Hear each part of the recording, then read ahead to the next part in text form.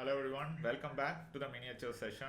And as we saw, I had already managed to unleash one b3 and one in just 9 moves, leading to a checkmate. And also, I had released my course, so I was really looking forward to how the world and the elite would treat my course. And I was eagerly looking forward to the start of the Meltwaters Championships Tour, where I was hoping to see some of the top guys try 1b3. But very big was my surprise when I saw none other than the reigning world champion play not b3 but b4. Yeah, I honestly don't know whether he wanted to troll Anish or when he went for 1b4 against Anish, whether he wanted to troll Anish or whether he wanted to just play 1b3 and it was actually a mouse leak. But either way, it was very funny and I don't care which of the reasons is true. And after e5, bishop to b2, bishop b4, bishop to e5, knight f6. Here Magnus went for c3 and after bishop e7, actually, he managed to get a very good position, and he was fighting for more than equality. He was clearly trying for something, and but the game ended in a draw. So, in the very next white game, Magnus finally unleashed one b3 against Alexander Grischuk, and yeah, it was a huge honor and a surprise to see the world champion follow not just any direction but a direction which I actually recommend in our course. So after b3, black goes e5. Now we go bishop b2, attacking the pawn on e5 and knight to c6 and c4. We are taking d5 into our control, and this is the new direction which I recommend in our course. And after knight f6, the point is to go knight f3. Yeah, of course, e3 is also clearly possible and very good to play. But knight f3 is also very good for rapid and blitz for time formats. So e4, knight to d4. Yeah, it was like, yeah, I just still can't believe that he actually played this line, yeah. I guess when you beat a super GM in 9 moves, it doesn't go unnoticed. So bishop to c5, knight to f5, and the best part was Alexander was actually prepared for this line. And after knight f5, he went for the combative d5 line, which is the probably the critical test, because short castle e3, I think white keeps some pull. So after d5, now there was also a very funny scenario which happened, which was we had this funny hand and brain session where me and Vidit were in the same team while we were playing against Anish versus Jordan, and we reached this position in that friendly matchup in chess 24. And I think the move which I played, I was the brain, so I said pawn, and Vidit took c takes d5. And the Dutch guys went for bishop f5 and d takes c3, d takes c6, e3. This is the only move, otherwise white is just better after e3. So they actually played e3. F takes e3, okay, here they messed up. Here, if they had gone for b6, it was full compensation for black due to our weak king. But they went for something like knight e4, and after g3, we got a clear advantage. Although we did not win that game, I think mostly I am to blame. I did not play very well after this. So, but the right move after c takes d5 is queen takes d5. I think this is exactly what Anish wanted Jordan to play, but Jordan just went for bishop takes f5, c takes d5, queen takes d5, and after knight takes g7, king e7, and the brave knight on g7 meets an untimely death, as there is no way for him to defend. And after queen g5, the knight is just toast. Yeah, he is not coming back to life. But cd5 is not the way. It's inaccurate. And the move after d5, as shown by Magnus Carlsen himself, was knight takes g7. And after king d5, only now you just take on d5. The point is, due to the threat on c6, black still can't take the knight on g7. And now black is more or less forced to go for this only move, bishop d4. Because you cannot take with the queen, then we take on f6, and if he takes with the knight, then the knight, we can throw the knight somewhere and win the rook on h8, or just come knight h5 with a clear advantage. So after c takes d5, a very important move by black, which is bishop d4, blocking the bishop's long influence on the long diagonal. And now we just coolly play knight c3. Yeah, like, okay, fine. You want to close it? We can close it.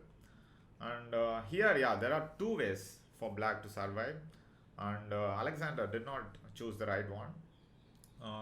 One of the ways was knight b4, and here the epic move knight h5, just giving up the piece.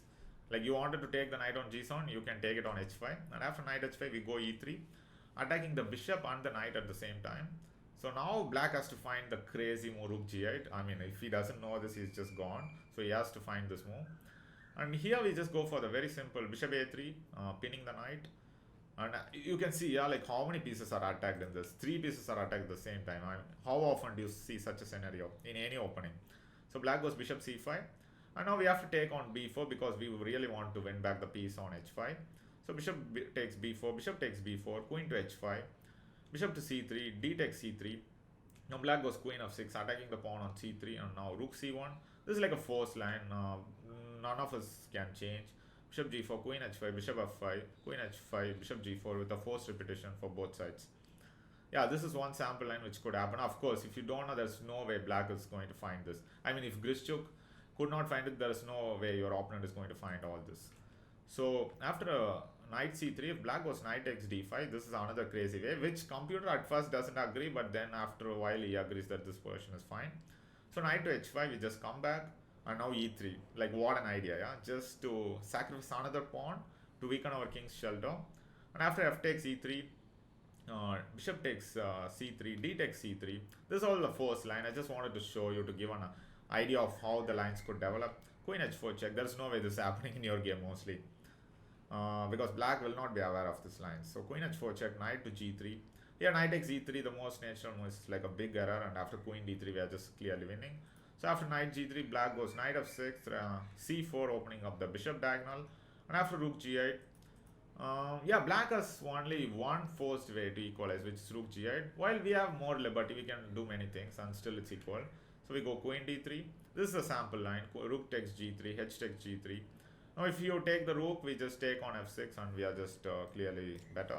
So he has to take queen takes g3, king d2. King d1 would also lead to the same after bishop f5. So let's have a look at king d2, bishop f5. Once again, black has to find all this epic moves, otherwise it's just lost for him. So queen takes f5, rook d8 check, bishop d4. This is the only move, making sure that black has to exchange some pieces to reduce his attacking potential. So knight takes d4, e takes d4, rook takes d4 check, king c2. Still you can note that we are a full rook up, yeah. Knight e4.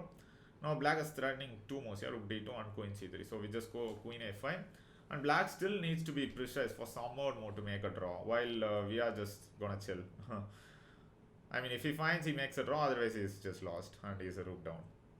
So going back, after knight to c3, if black goes knight e7, yeah, I think surprised by the old line with v3 and depth of Magnus preparation, Grischuk makes the fatal error, after which there is no way to survive for him. So Magnus like, okay, you want the knight, you can take it, but at least give me the bishop.